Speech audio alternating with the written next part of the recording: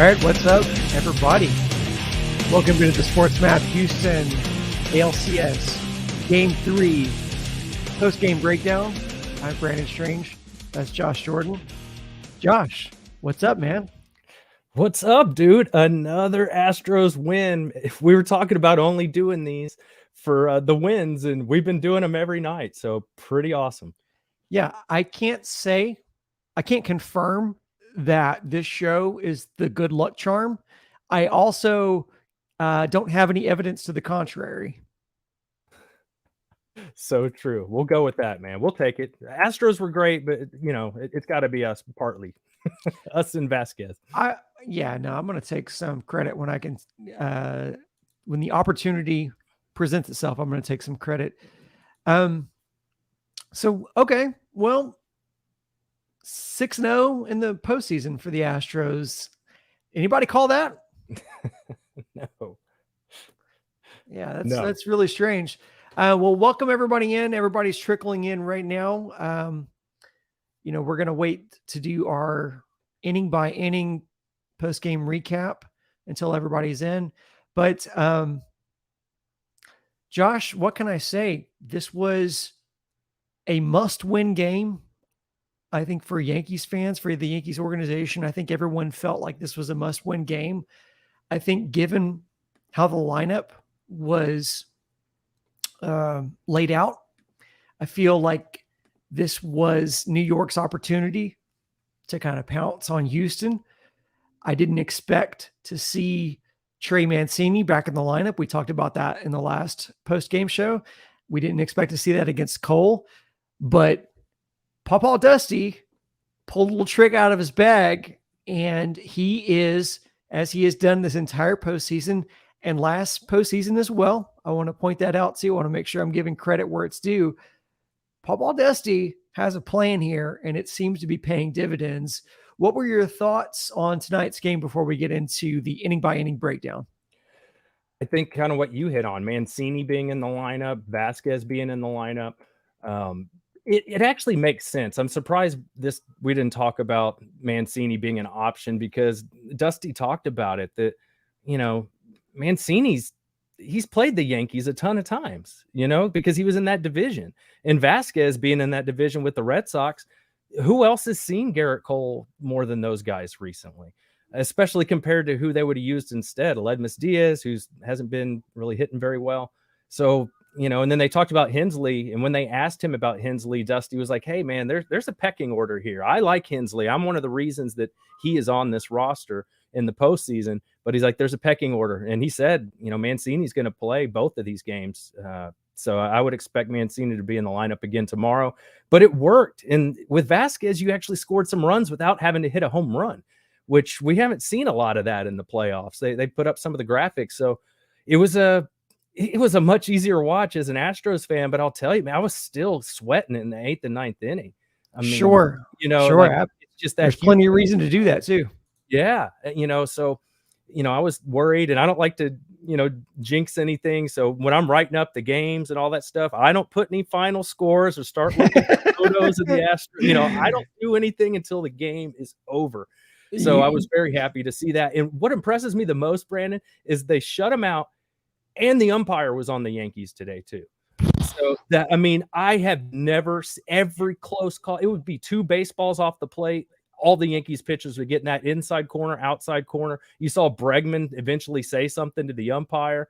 And then Abreu dots the outside corner at the knees, and he calls it a ball. I mean, that's what worried me the most. And Hunter Brown scared the crap out of me. Yeah, that wasn't the Hunter Brown that we're used to seeing that came into the game towards the end. We'll get to that. I think we have everybody.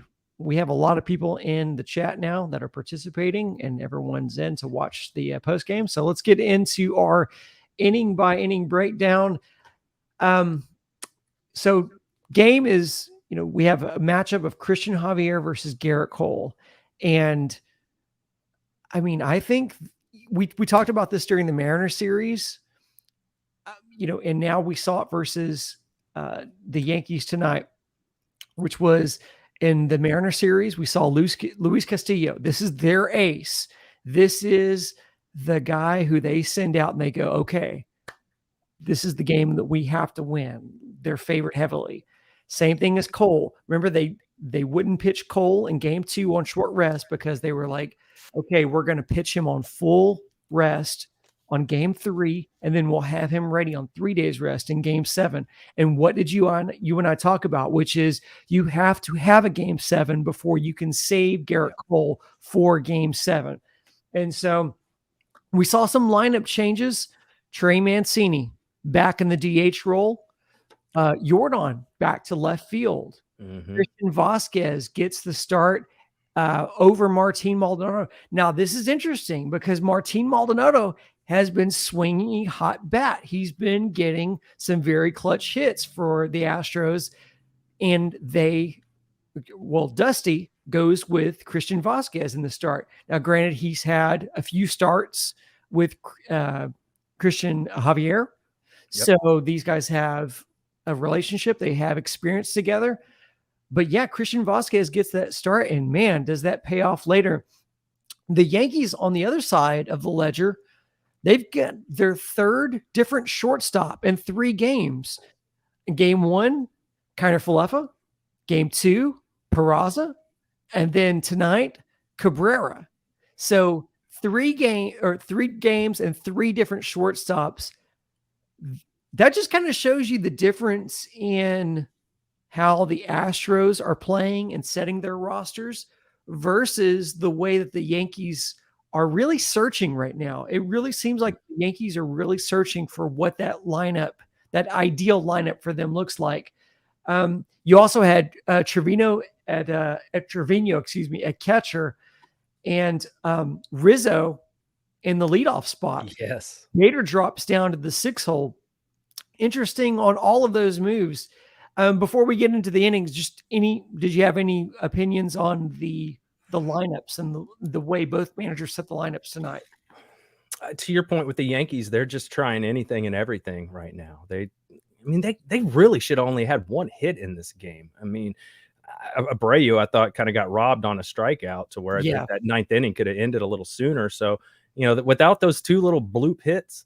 And by the way, Dubon, you come in as a defensive specialist and you do that.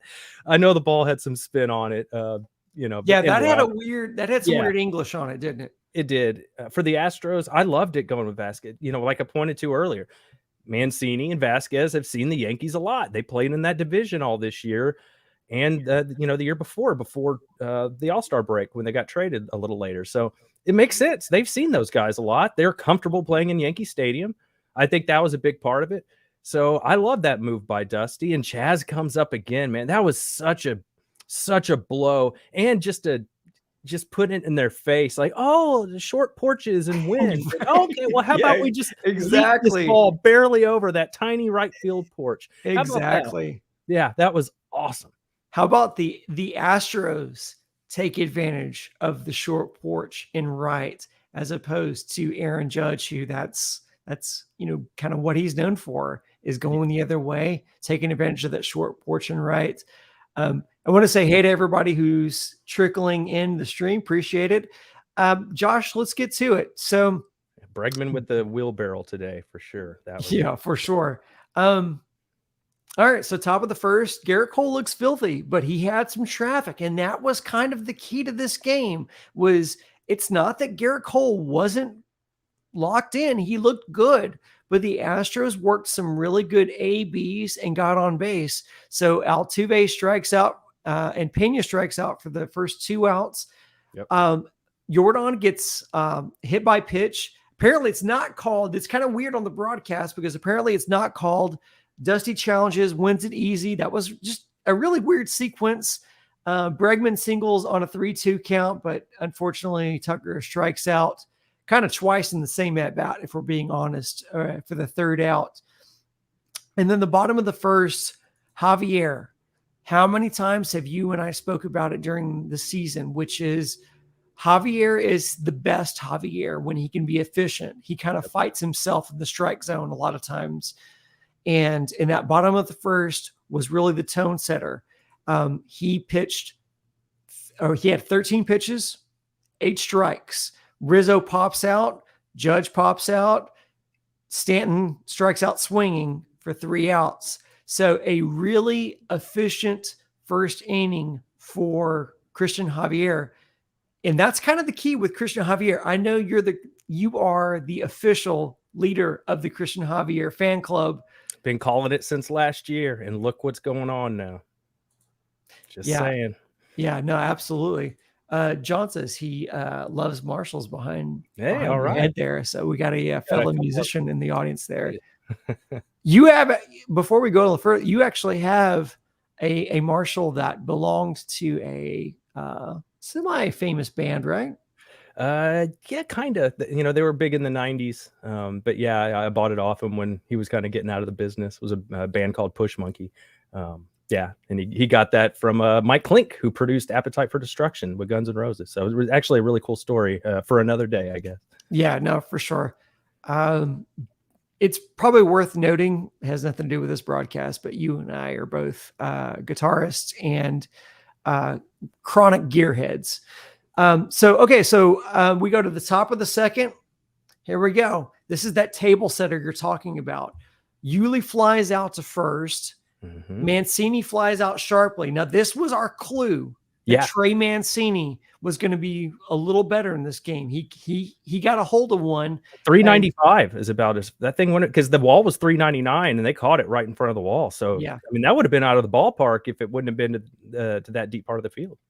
Yeah. No, I think that was the kind of the table setter, which you could kind of see like, okay, you know, that didn't materialize anything, but Trey Mancini was out there and you felt like, oh, Trey's feeling a little bit because he got a hold of one there. So Christian Vasquez, on what should have been the third out in the inning, pops up to center field. Bader and Judge get mixed up and drop the ball. And so you could see kind of the expressions on Garrett Cole's face. Wasn't necessarily thrilled about that, but he was also like, oh, I got you. I'll pick you up. Yep. Did not pick them up. Chas McCormick, who, by the way, hits lefties well. That's kind of the key to this whole thing. That's why this is important here. Chas McCormick gets a hold of one, goes the other way. How many times have we said that all season? Goes the other way, takes advantage of the short porch in Yankee Stadium, and all of a sudden, what should have been a 1-2-3 inning turns into a 2-0 advantage for the Astros. Yeah, it was just, you're right. He does hit lefties well, and righties like Cole that throw really hard. He's just going to go with it and try and smack it to right field. That's kind of his approach anyway. But with a guy like Cole, you have to double down that I'm just going to try and, you know, just spray it to right field. That's the way Chas naturally hits. And he got just enough of it, man. So Altuve grounds out to second. Dusty actually challenges here because it's a really close play. And I think that's a good challenge by Dusty. You know, why not? You know, why not? Yeah, I understand why he did it, but I felt like there was one with Pena, maybe the next inning, that they didn't challenge because they already lost the challenge. So he looked out to me. So that's the only reason why. I just, you know, from what I saw, I was like, they got him. So on the broadcast, they kind of mentioned that was more of a, let's try to pick up your struggling second baseman. And so I think it was worth the challenge, and hindsight being 2020, but that was in my notes here. So we go to the bottom of the second. Javier, his body language changes a little bit. You can tell he's having trouble controlling the fastball, kind of starts overthrowing, but it really leads to nothing. So Gleyber Torres walks on a full count. Carpenter strikes out looking for the first out. Bader pops up behind home plate for the second out, which that's going to be a theme. And then Josh Donaldson strikes out swinging, and that's Javier's third strikeout, and ends the inning without any real problems. But I will tell you this, is that the way that inning ended versus the way it started concerned me a little bit, just because it looked like maybe Javier was getting a letting it get away from him a little bit as far as being able to control that strike. It looked like he was overthrowing the fastball a little bit and throwing high, but it turned out to be nothing. Then we go to the top of the third. Cole's dealing. Yordan still looks lost. He gets Pena swinging. He gets Yordan looking, and then Bregman lines out to left for the third out. So really nothing much to say there other than that would be a theme with Pena and Yordan. Yeah, for sure. Which is wild considering where this series ends up standing, but I digress. Bottom of the third, this was critical, I think. Oswaldo Cabrera lines out to short, but Jeremy Pena makes a great play for the first out there. This dude is nails. When he's not doing it with his bat, he's flashing the leather. And that really, you don't know how the inning plays out if Jeremy doesn't make that play, but he does make that play. And then Trevino grounds out to Yuli for the second out. Rizzo grounds to short for the third out. And that's it. Like, it ends up being not a problem, but Cabrera does get a hold of one. And Jeremy Pena just makes a fine play with the glove and extinguishes what could have been something more, but it ends up being nothing. Yeah, that was big. Get that 3 up, 3 down, get back to the top of the fourth and get your bats going again. And I know why you feel that way, because, we've seen that from Javier. That's really the only thing that beats him very often is just his own mechanics. But, he was able to, to get it together, and, he really pitched a brilliant game and got his boys back up there in the top of the fourth to try and get some runs on the board.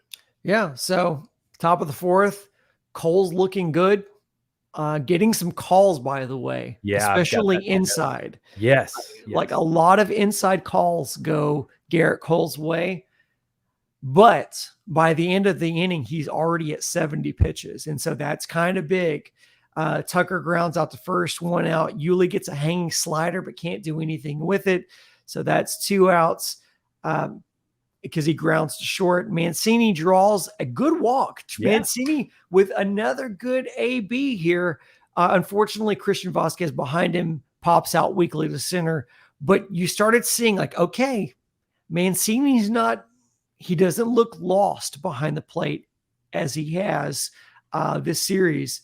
That takes us to the bottom of the fourth. Javier not getting the low calls that Garrett Cole got. But it turns out that it doesn't matter. But I just wanted to point that out because there were some low calls that could have gone Christian Javier's way. Garrett Cole got them, and Javier was not getting the benefit of those calls. He gets Judge swinging. He gets Stanton gets ahead 3-0 and then breaks up the no-hitter because we were at that point, Javier had a no-hitter working. Stanton breaks up the no-hitter, hits a double to right, but then he induces a pop-up from Glaber, and then he gets Matt Carpenter flying out to center, and that's 3-0. And Carpenter has really battled it this offseason and this series especially. So starting him at the DH, I think, was very curious. And so, I mean, honestly, when I saw Carpenter or Donaldson come up, I always kind of had it in the back of my mind, this should be an easy out, just considering the way these guys have been hitting. Yeah, when I saw him in the lineup, I was like, "Oh, good." It's nice guy. We've had him on ESPN 97.5, the radio station. Real nice dude. But hey, I'm an Astros fan. I don't want him to play well, and he's not playing well. Hopefully that continues.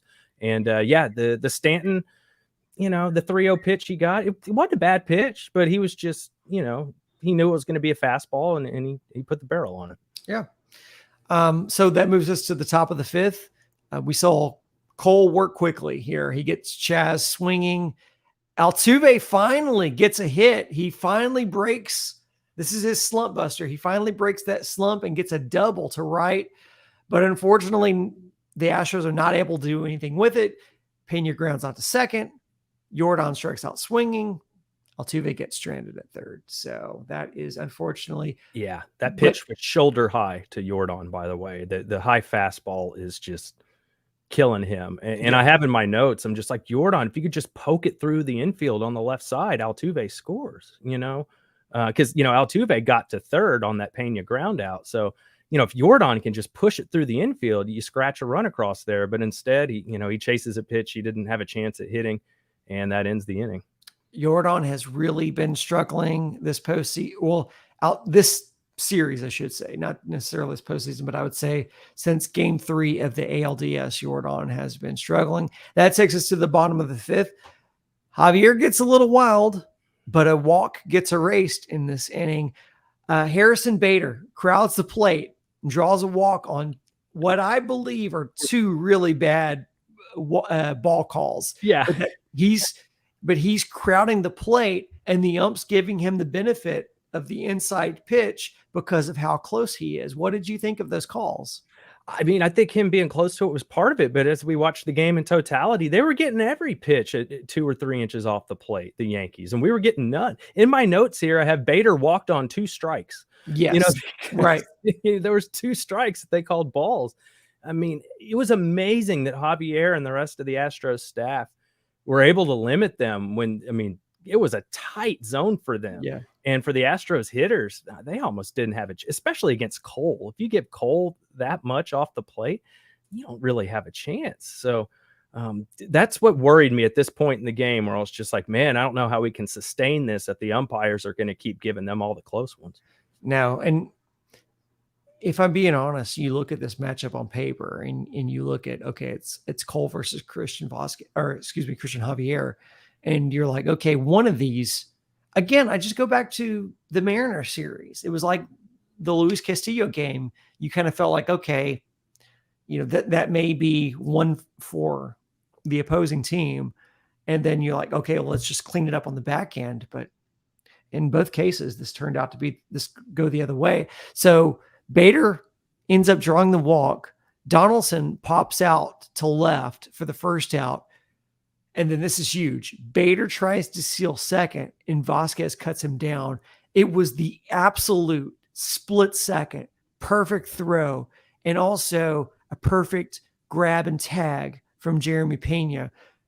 I don't even know what to say about that. Like, there's only one place that you can throw that ball and only one way to catch that ball and tag, in which Bader's out, but they executed it to a T. And this is the depth of the Astros, in that when you're not starting Martin Maldonado, who's literally one of the best defensive catchers in the American League, you can start Christian Vasquez, who is no slouch on defense himself, and cuts down Bader, and Cabrera ends up striking out swinging. So you issue a walk, or let's just say awarded a walk at the top of the inning.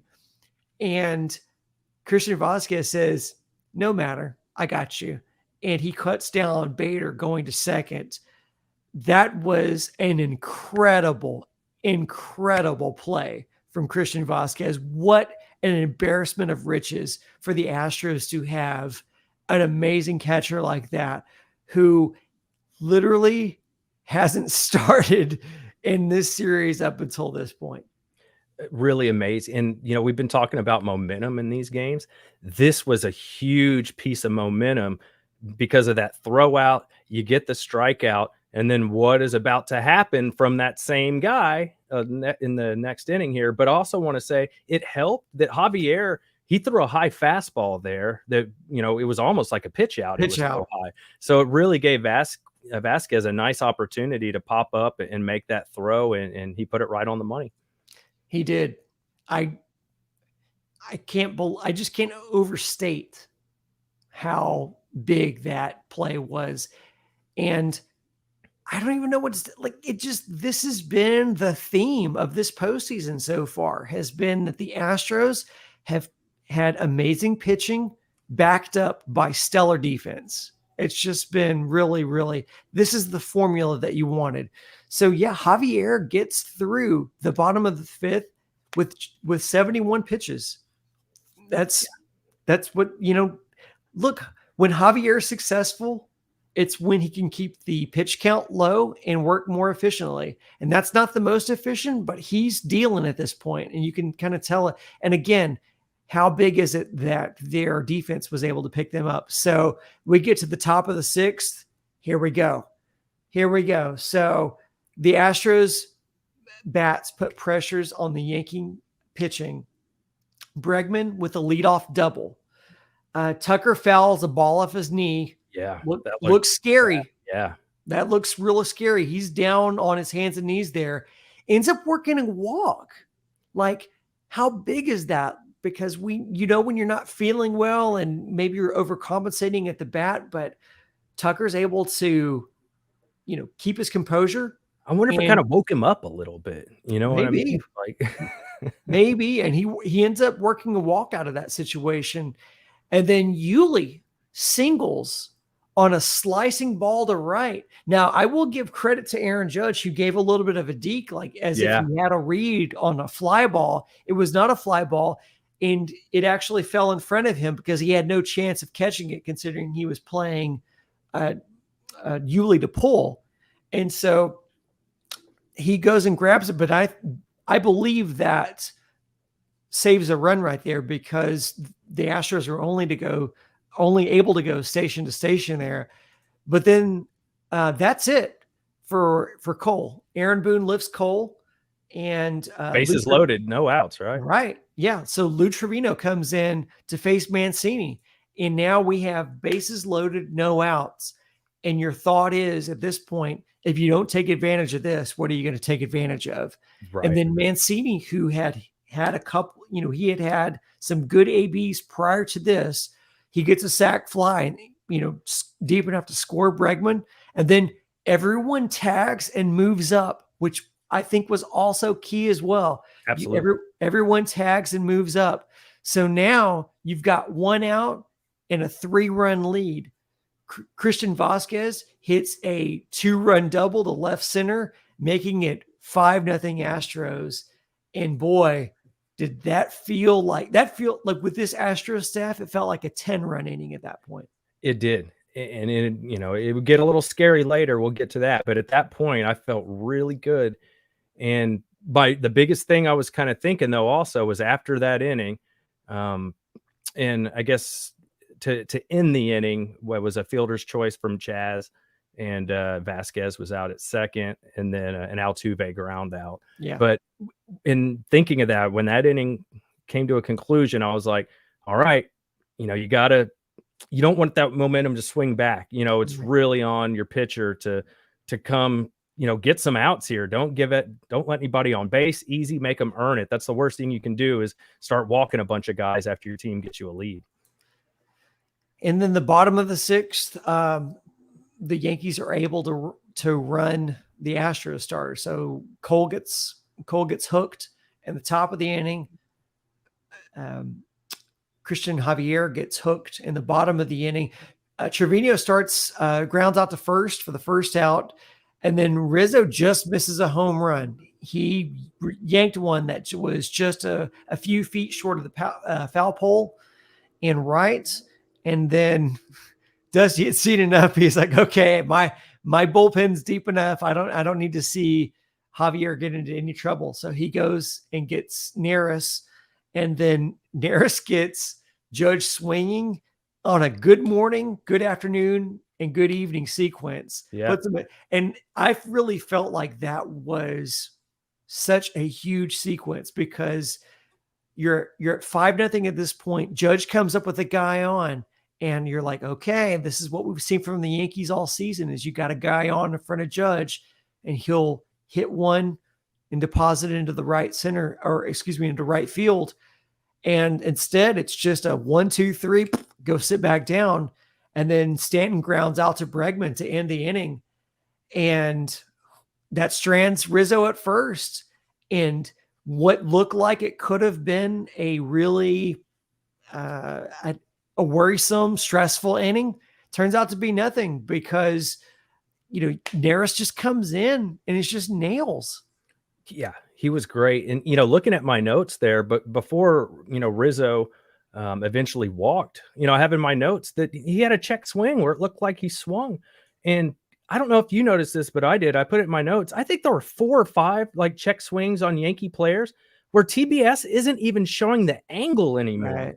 Of if it was actually a swing or not. They're not even showing it anymore. Those pitches that are clearly outside of the K zone, they're not even mentioning it. It's like they were told, like, don't say anything, it's going for the Yankees, even if it's wrong. I really feel like that look, there's money on the line. They want them to play all these games, TBS, Major League Baseball. I'm sure the umpires, when Roger Clemens was on with John and Lance, the bench, our morning show on ESPN 97.5, and he said something to expect is that all those close calls from the umpires, especially the strike zone, he's like, expect most of those to go New York's way, heading there.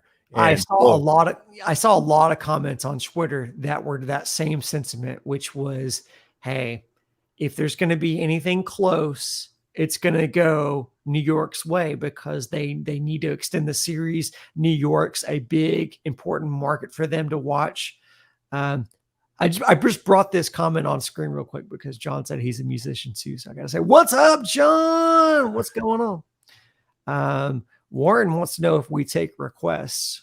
I don't know. I guess it just depends on requests for what. And then, I think there were a lot of close pitches, and I think a lot of the close pitches went New York's way tonight. Yeah.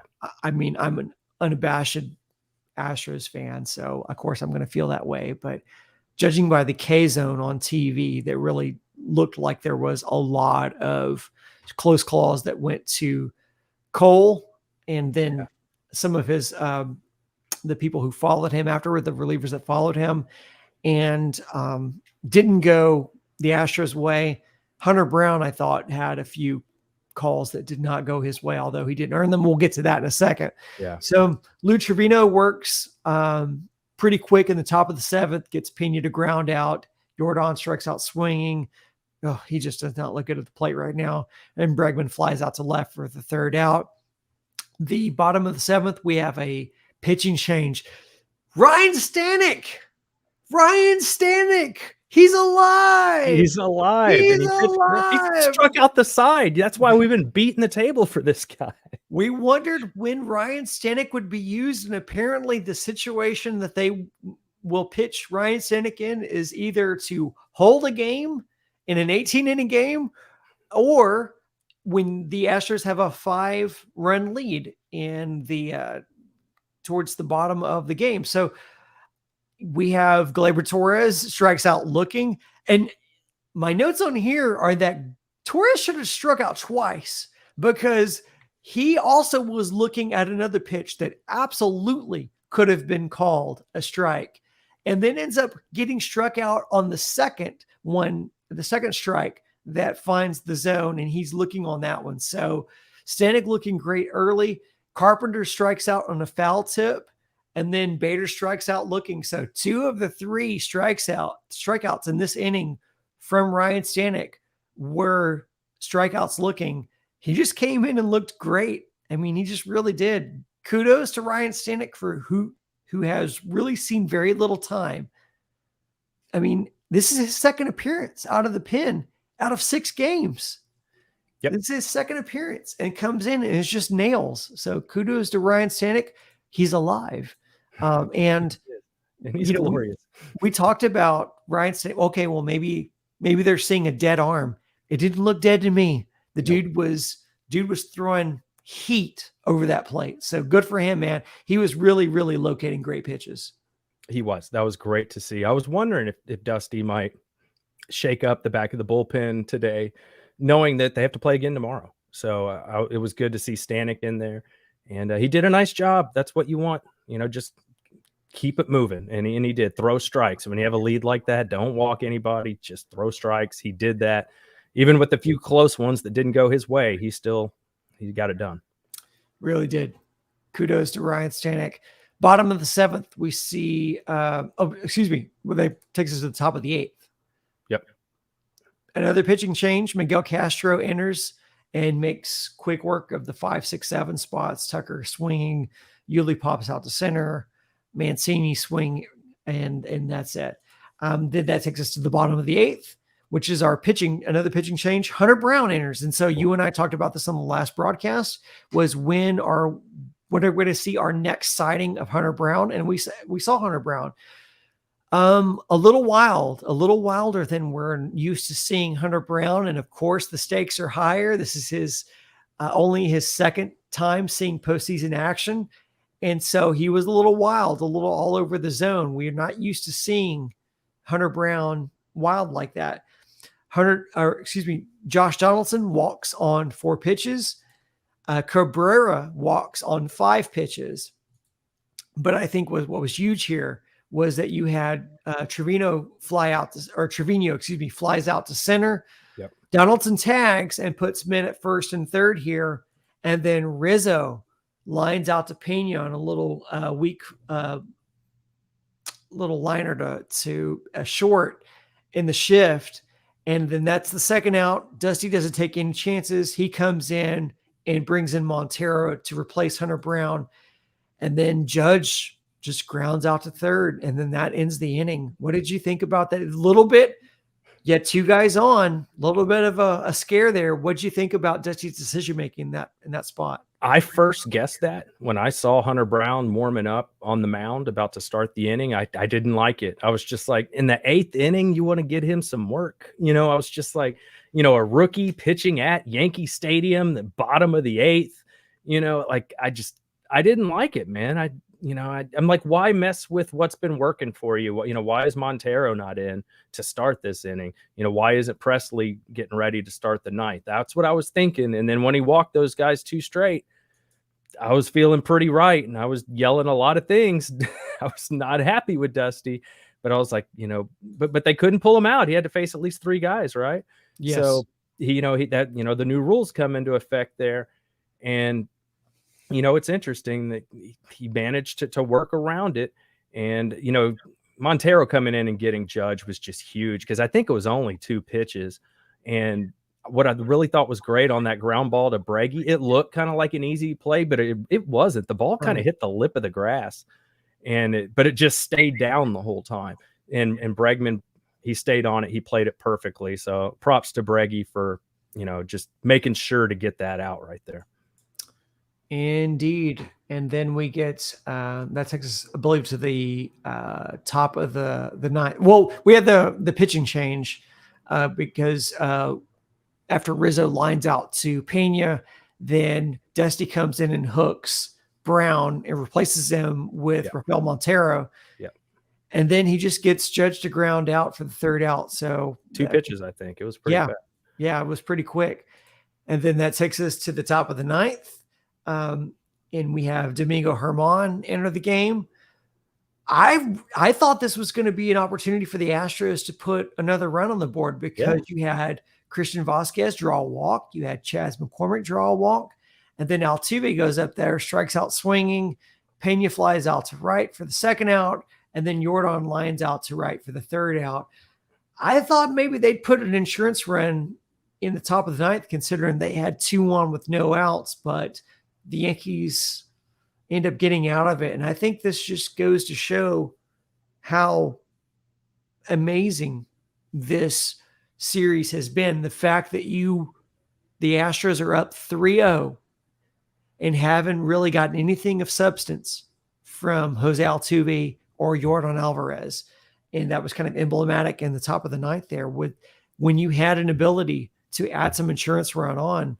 Both Altuve and Yordan came up empty. They did.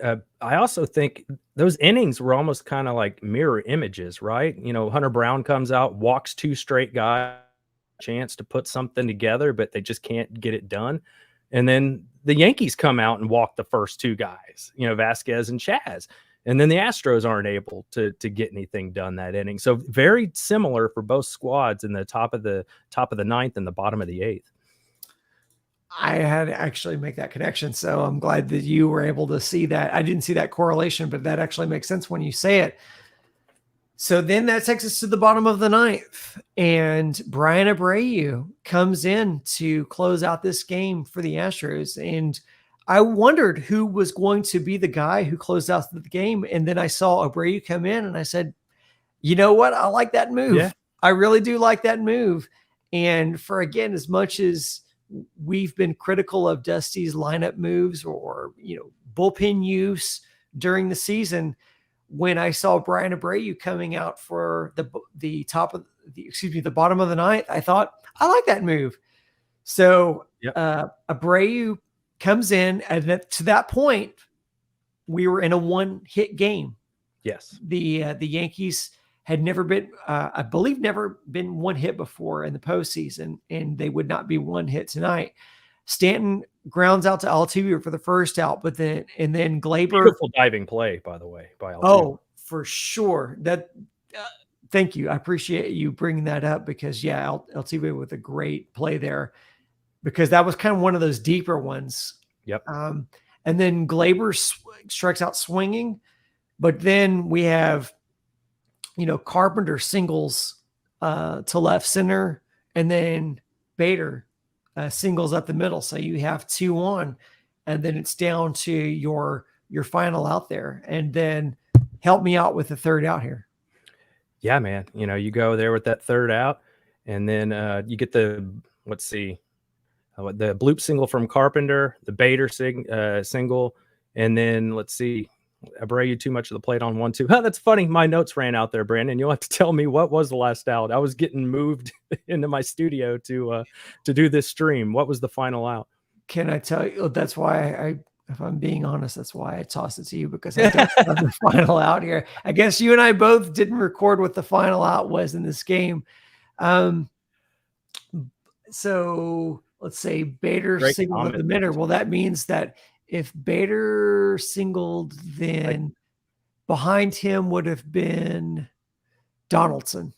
So Donaldson must have, I think Donaldson. I can tell you, he struck out swinging. I have it right here. Okay. Donaldson strikes out swinging. Okay. Yep. So yeah, I knew it was something along those lines, but yeah, it must have been Donaldson. Okay. And then that's the game. That's the game. And Presley had to get up, do a little dry humping, but it didn't look like he got too much of a sweat going. Abreu shut the door pretty quick, but I think that's great not to have to use Presley today. He had to warm up, but he didn't get in the game, so they have to play right again tomorrow. So if they need him, Presley should be very fresh. They had the off day, and then he didn't pitch today. Yeah, other than, as you called it, the dry humping, where that's the technical term for it, Brandon. That I hear that is a very technical, if not a medical term, for getting your reliever up, warmed up, and then not using him. But it was a little sketch at the end. Abreu puts, allows 2 to get on, but he had some pitches that should have been strikes too in that inning. Like that umpire was just killing us. I hope we don't see him again anytime soon behind the plate. I feel like that's been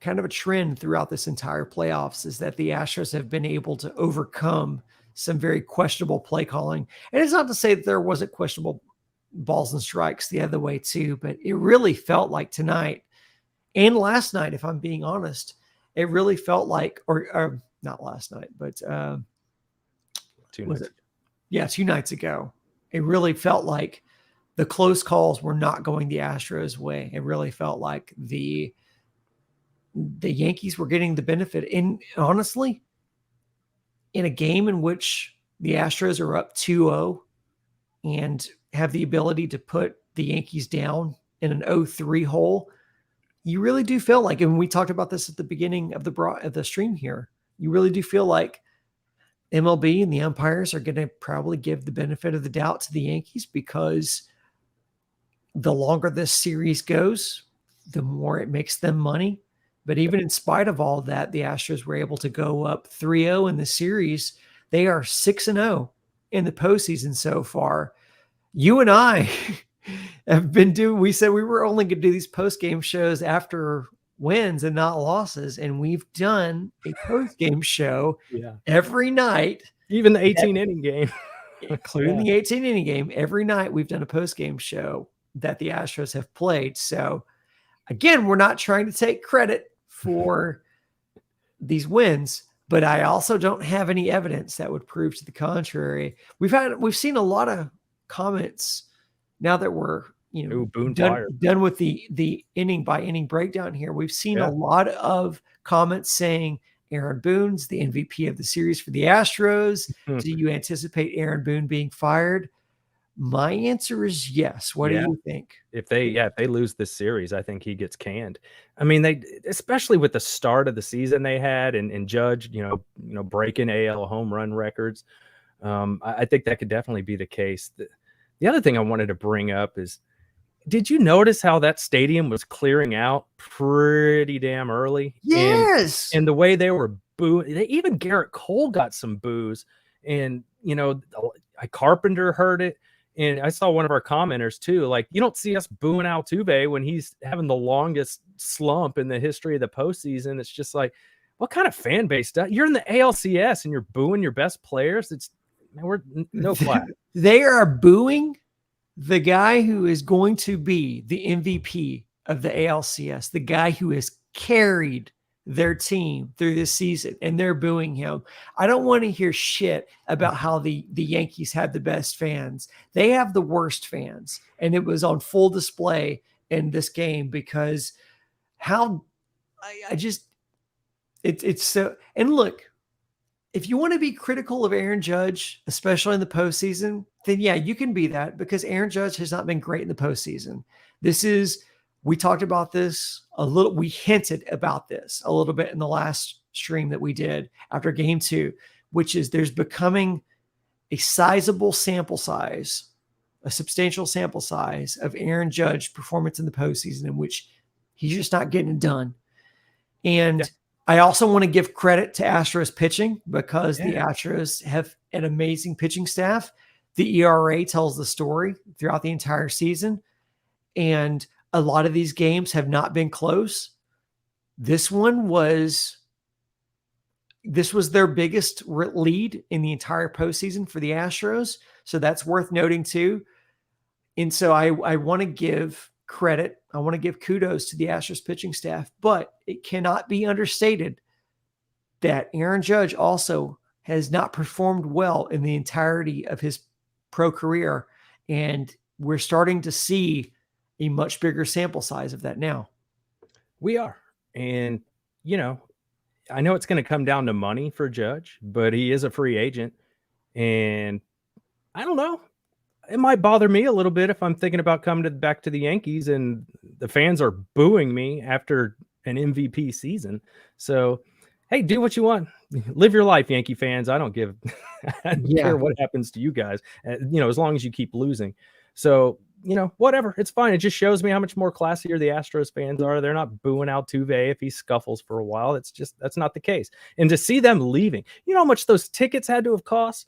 But to be fair, it's all corporate people that have those expensive seats anyway. That's not your true baseball fans that are sitting right behind the plate. No, they can't afford to do that. I sure couldn't afford to sit right behind the plate. That's for Tillman Fertitta and, people like that.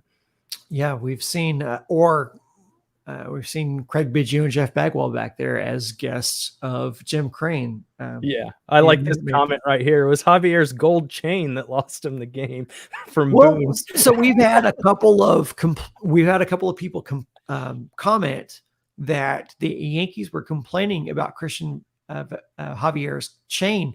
Was that something that you noticed during the broadcast? I didn't notice that during the broadcast, but we had a couple of people that commented that the Yankees were complaining about Christian Javier's gold chain. I did not see Rizzo, that. I believe, was the one, and then the umpire made him tuck it under his shirt. And then you kept after every pitch, Hunter Brown kept tucking his under his shirt. I'm like, guys, this is 2022. I challenge you to find a guy on the field that's not wearing a chain. What are we worried about here? Well, it makes sense. We've seen this where Joe Musgrove in the NLDS gets checked. Yeah. They're wanting to check his ears because he's just so dominant. And so, it's just a matter of trying to throw the pitcher off a little bit or Yeah, it's gamesmanship for sure. That's exactly it. It is, but it's also looking for when there's no there. I saw Yankee fans thinking, "Oh, Fromber's cheating. Look, he's wiping the sticky stuff off his shirt." And I think it was Michael Schwab that tweeted it out. It was Fromber's right hand. Yeah, it's not even his pitching hand. Not even his pitching hand. Like, what are you talking about? Yeah. Astros Zach says nice Marshalls. Yeah, Hey, we talked about that a little bit in the at the beginning of the show, but yeah, Josh is a Marshall head for sure. I got to get in the group, man. I've just got a little fender, so I got to get in the group. Got to get in the group. What do you think about? We haven't hit on this. Javier getting the start because McCullers cuts his elbow on a champagne bottle celebrating. I don't. Yeah, I'm glad you brought that up. I don't buy it. You don't buy it. I don't buy it. Let me tell you what I think. I think they allowed the presumptive starter to be Lance McCullers, and I think. Because, there's a couple things. One is there were people that witnessed a bandage on one of McCullers' fingers. Yeah. So it could have been a blister. Yep. But I think that it's a matter of a little gamesmanship by Dusty. I think Dusty just wanted them to think McCullers. And then I think the swerve is Javier. And if that's what it is, I freaking love it. That's brilliant. If that's Dusty, freaking love it. If that's the gamesmanship of Dusty saying, and this is not just us making this stuff up. The Astros are notorious for their gamesmanship and keeping everything really close to the vest. Do I think that the reason that Lance McCullers didn't pitch game 3 was because some stray cork from a champagne bottle hits his elbow? No. I don't think that. I don't think that at all. I think they wanted the Yankees to be in the mindset of preparing for Lance McCullers. A night of 1,000 sliders and curveballs. Right. And then instead you get Javier who fastballs you to death. With invisible. Yeah. Instead you get Javier with the invisible. I think it's gamesmanship. Let me ask everybody who's with us right now. There's quite a few people with us right now. In the comments, tell us what you think. Do you think that Christian Javier was selected because Lance McCullers just wasn't available to throw, or this was a little bit of some shenanigans by the Astros? So give us your comments on if this. It is, that's brilliant.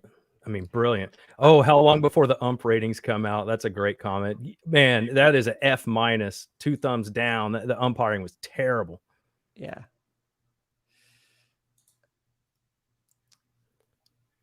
I'm just going to put some comments on the screen here. I'm a world-class air drummer. All right. Stanek is a goat with long hair. I mean, trust me, we're fans of Stanek here. Stanek has got a little bit of Kenny Powers energy to it. Oh, 100%. And I'm all the way here for it, brother. I'm all the way here for it. That is a spot-on assessment. Yeah, no, for sure. Well, what do we think? But now we have McCullers to try and close this thing out tomorrow. I mean, that dude's a bulldog. If you know that, I like that. He likes pitching in New York. So I wonder, we probably see Maldi again tomorrow, don't you think? I think we do probably see Maldi tomorrow. And I have to give credit for Dusty. Dusty is so frustrating during the regular season, and then is a Svengali in the postseason in these moves, because as much as we've been saying, when are you going to see Christian Vasquez like at bats after game 2, I'm like, no, I don't want to see Christian Vasquez because Maldi's had some really good at bats, especially in game 2. I believe, I don't have in front of me, but I believe Maldi was on base every at bat that he was up. So yeah, he was great. But I mean, he got hit one time and kind of got a blooper too. But either way, you get on base. What I liked about today's lineup was you didn't have Maldi in the 9-hole. I mean, the 9-hole was, I think, Chaz today. It was Chaz. So right. Like, what a great, when your 9-hole guy is Chaz, he's hitting over 300 in the post. I mean, he's been fantastic. So I mean, how cool is that? And the lineup just seems so much deeper. And with Mancini, it wasn't just the sac fly, but he got a walk. You know, he had some good at bats. He didn't look as poor as he did towards the end of the season. So, and way to go to Trey Mancini to nut up and, you know, play a good ball game today. And how about that? You and I talked about Trey Mancini. I said definitively, because this shows how stupid I am. I said definitively, it will not be Trey Mancini getting the start. It will be Diaz getting the start because they don't trust Trey Mancini to catch up to high velo. And then it is Trey Mancini, and Trey Mancini has good at bats and ends up, you know, scratching across a sac fly. So kudos to Dusty. He has the Midas touch. I am an idiot on a podcast. So yeah, I'm an idiot. I'm glad I'm not making these decisions for the Astros because for some reason, some way, somehow, for all of the questioning that we do for Dusty Baker throughout the regular season, in the postseason, it just seems like dude just pulls all the right levers. Speaking of that, can we talk about John Heyman's report today about Dusty? Did you see that? John Heyman came out and reported that from sources, the Astros have asked Dusty Baker to come back next season. Right. And then he had another one saying that Dusty has agreed to come back. I didn't buy it. You know, when I'm the editor of SportsMap, typically I would run and, you know, write an article about that. But I was just like, this doesn't make sense. I don't buy this. And then sure enough, in that same article, it says, I texted Jim Crane. Jim Crane responded and said, we haven't made a decision. We're not going to make a decision until the end of the season. Nothing has changed. So you're running with this, saying your sources are telling you this, and you have Jim Crane personally texting you and telling you it's not true. We're going to decide after the year's over. Nothing's changed. And then they asked Dusty about that 3 or 4 times in the pregame interviews.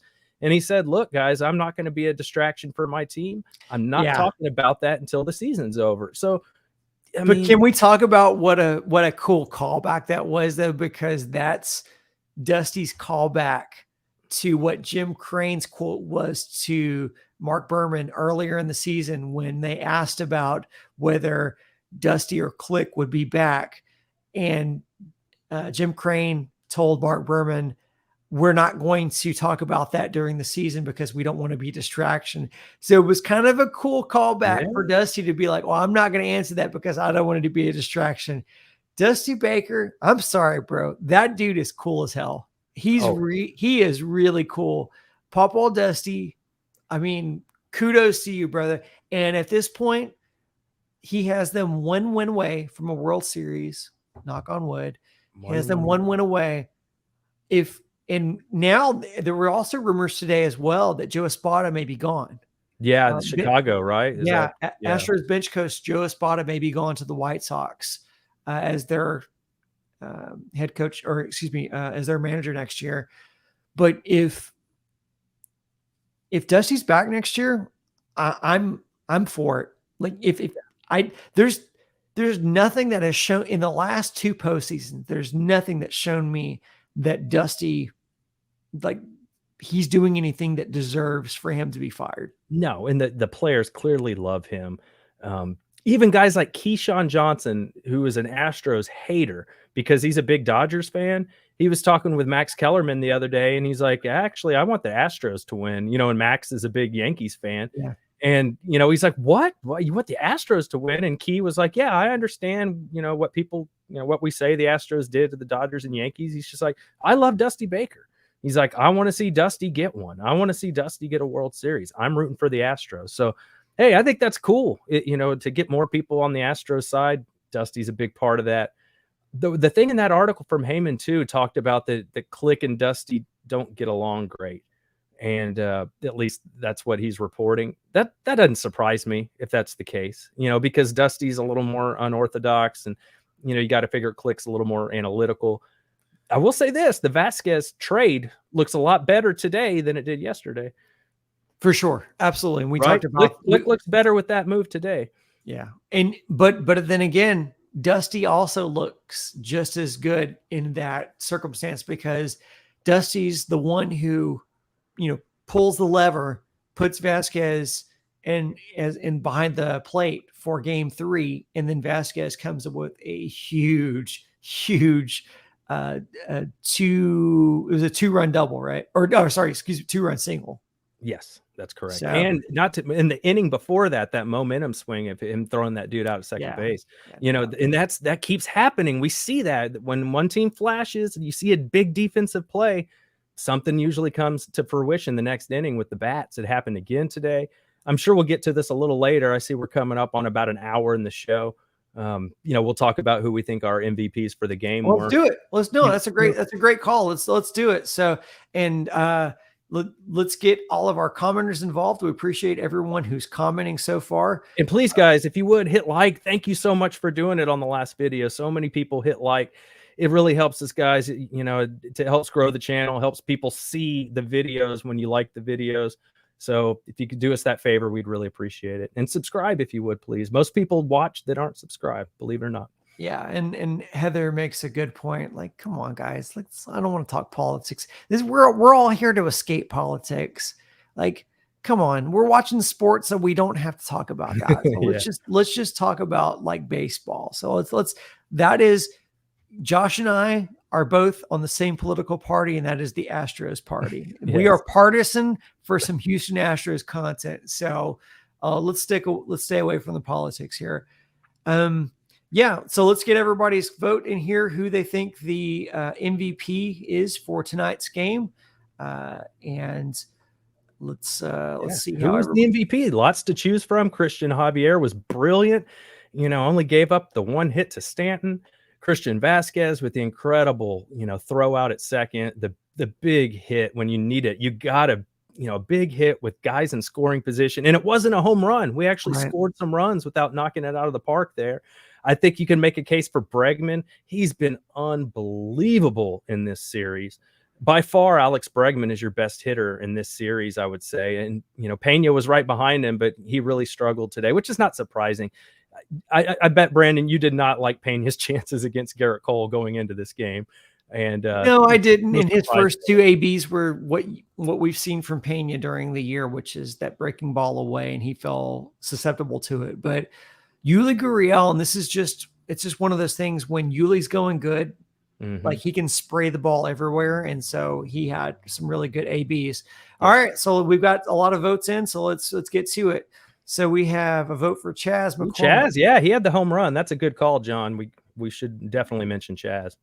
And then we have a vote for Christian Javier because Christian had, as you mentioned, the defensive play and then the 2. Oh, no, Javier, pitcher. Oh, whatever. Let's see. Dusty, Javier for MVP. Oh, Dusty for pulling the right strings. That's an interesting call. Yeah. Vasquez. Yep. Vasquez. Mancini. That's an interesting take. Yeah. Since there's no H, I'm guessing that's Javier for MVP. Good call. Another vote for Chaz. Chazzy Fizz, baby. Another vote for Javier. Thank you, Heather. Another vote for Javier. Another vote for Javier. The open stadium gets an MVP vote. That has been the bane of the Yankees' existence. We have a Chaz for MVP. Vasquez for MVP. Chaz. Javier. Chomp. This is Warren's second comment about this. He says, our schmauer, let's marathon this. He says, we just need to keep going online on this. I don't think either of our wives would appreciate that. I have open stadium for president. Yep. Vasquez, Javier, Mancini, Vasquez. Thank you, Warren.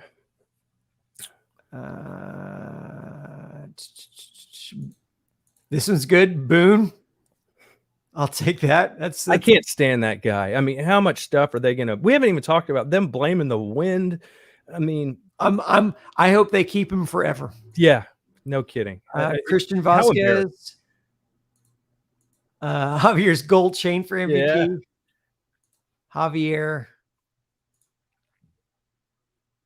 What's amazing to me is the Yankee fans don't realize the commissioner made the Astros open the roof. They didn't even want to do it. No. It's whatever. Yeah, Jonathan, that's entirely our intent, is to stick to baseball. You will not hear anything other than sports on these broadcasts. Astros 2022. That's where my vote goes. Yeah, that's exactly where I'm voting. McCormick is MVP. Bregman of the series, MVP of the series so far. I have a hard time arguing against that. Yeah, man. You almost have. You mean Chas McCormick has been freaking solid in this series as well. And have another vote for Javier's chain, Steady Breggy. Yeah, another vote for Boone. Needs a roof for the game. Javier. Yuli defense. I like that. Vasquez. Oh, Nick Cage is back. I praise Nick. We got celebrities in our chat. This is coming down a lot closer than I thought. I thought Javier would run away from this, but we're seeing a lot of votes for Christian Vasquez here. Yeah. And again, it's that gun down. Yeah. Perfect throw. Perfect throw. My God. Perfect throw, perfect tag. Man, Jeremy Pena didn't have a hit tonight, but played some great defense, and that tag on the throw out from Christian Vasquez was amazing. It was. Altuve with that great diving play in the 9th inning as well. He played some good defense. Vasquez MVP, Chazzy Fizz. So my unofficial count, Diaz MVP. Javier's chain. My unofficial count here is that Christian Javier is going to get the MVP tonight. Was he your MVP? I don't have a problem with him being it. I might lean towards Vasquez, but they had runs before. I mean, the two from Chaz would have been enough. So you could argue that Javier, him shutting them down for as long as he did, and the rest of the bullpen, but I'm going to go with Vasquez. To come off the bench to where you haven't been playing very often and play like that, I'm going to give him the nod. Oh, Tim says, thanks for the shout out. Yeah, Tim says Brandon and Josh for MVP because of the post-game streams. Again, we said at the beginning of the stream here, we're not going to take credit, even though we started doing our streams at the beginning of this postseason run and the Astros haven't lost yet. We're not going to take credit for it. We just don't have any evidence that proves to the contrary that we're not responsible for it. But I think this one's a really good one too. We want Houston, right? Yeah. And we talked about that, just the chant, how stupid that was. And this has to be so demoralizing for the New York Yankees and their fan base, because there was this whole narrative that had been built up of, Houston only won because of the sign stealing and the cheating and the yada, yada, yada. And then play us without that, play us without that. And let's see where the card or where the chips fall. And the chips are falling. It's not falling New York's way so far. Again, nothing's set in stone. It's 3-0. I'd much rather be in a 3-0 advantage versus an 0-3 hole. The series isn't over yet. You guys need to be aware, let's all be cognizant of that. The series isn't over yet. It's worth bringing up because it got mentioned on the broadcast. I think it's a good point. The Astros fell behind 0-3 to the Rays during the 2020 postseason run. And the Astros made a series of it and pushed it to a Game 7. Yep. Let's hope we don't see that again. No, hopefully not. I hope McCullers shuts the door tomorrow. It would be great to get them some rest and just kind of chill and wait for it. So that's what I'm really hoping for. Yeah. Same here. Well, guys, we're at an hour 10. So I appreciate it. We appreciate everybody coming in and giving their votes for MVP and sticking with us to the stream. This has been an amazing experience, man. We started this kind of on a whim. We talked about this a couple weeks before the playoffs started, and we said, why don't we do some post-game live shows? That might be kind of fun. And we've just been doing them. And then we didn't know who would show up and who would listen to a couple of boneheads talk about baseball after these games were over with and with no promotion at all. So we appreciate everybody coming in and participating and commenting. Y'all have been great. Thank you. Yeah. Just been, and again, as Josh said, if you do us a solid, give us a like on these videos. We appreciate it. The algorithm will reward us appropriately for that. And so we appreciate all these comments. Guys, thank you so much. Josh, thank you so much for joining me this evening. And what can I say other than go Astros? And we'll see you after the next win. Bye, guys.